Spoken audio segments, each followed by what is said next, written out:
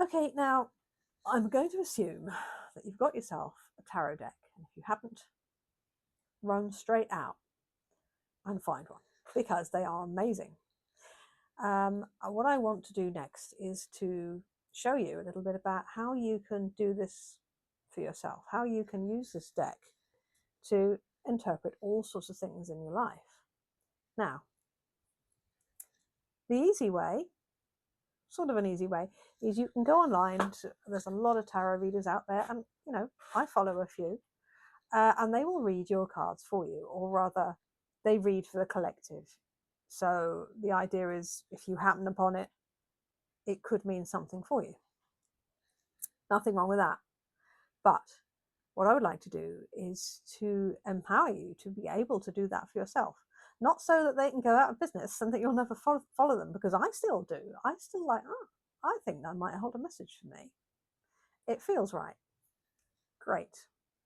But there's nothing like sitting with your own deck and just asking all of the questions that you want to ask, and getting answers, because it's really powerful. So I have raced into how to get to know your deck. And it occurred to me, because when I got my Norse deck, I sat with them. It said in the book, sit with the cards and look into them. What do you see? What do you feel about who is this person? Do they remind you of anyone? In fact, a lot of these cards did remind me of people that I knew at the time. And I often use this deck when I want to think, oh, what's this problem about? Who is it in my life that I need to be looking to for answers? Or what is this? Who is this problem connected with?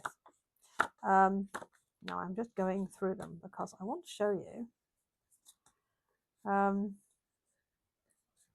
Because why not? Back in the day when I was a young thing, I found when I was going through the cards, and you can do this, is to find a card that feels like you, that you like the look of. I think, oh, I feel that represents me. And when I was younger, it was the Princess of Cups. But I knew that's the Princess of Cups. There is the Queen of Cups. And part of me knew, yeah, when I mature, when I get a bit older, I'm going to grow into that. And I kind of feel that I have, actually. So when this card comes up in a deck, I can, if I'm asking a question specifically about me, or if you have a love interest, and so here's the juicy stuff. If you're interested, then you can use this card and go, oh, if that's me, what about the guy that I'm interested in? Find a card for him. Who have we got? See if we've got anyone else. Have a look. There you go. Prince of Swords. Look at that. What a bit of rough, eh? Just a bit of smooth. Oh, here's a bit of smooth. There you go. Prince of Cups. And they don't have to be princes, It could be that it was one of these other cards. Of course, I've got all the princes and kings. But oh, look, and there he is. Look, Prince of Discs. Now that card, that was a love interest for me. Everyone. Many years ago, he turned up in the tarot. Even a card like that, it might be the way they're standing, what they're wearing, and you might go, oh yeah, that's so and so. So you can use it. So it is worth getting to know your deck in that way. There's another way you can make connections with the cards, which is great. What occurred to me though was, hello, Miss Penelope Lemon Biscuit. My other big interest, and because I write books as well, is about bears.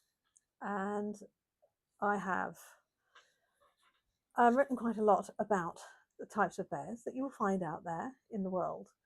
And I've been trying to give instructions to people. So, like, if you've got a bear at home, how do you get to know your bear? So it occurred to me, here is a correlation. We've got get to know your tarot deck. Well, what about how to get to know your bear? So don't forget that you can get to know your cards, but why not get out a lovely fluffy teddy bear, or one that's a bit bald because you loved it a little bit too much, and maybe start asking questions. And this is where it gets fun. You're going to look at your bear and go, well, okay, what does he or she like? What are they thinking right now? I think that's a fun question. So, I mean, this is, if you like, you can use this just as an exercise for your imagination, your creativity. Or you could use it to be more magic and enter the wonderful world of real live teddy bears who are not just stuffed with glass eyes that look up at you, but actually have personalities. And then there's more to interact with. Suddenly, there is more in your world and you haven't had to spend anything, especially if you bought them from a charity shop. I didn't buy her from a charity shop, by the way. No, I didn't. You were full price. Yeah. I've got about one or two other bears that I bought at full price. She's pleased with herself. But usually the bears that I come across are second hand or charity shop, or they've been given away or forgotten, and thereby hangeth a tale.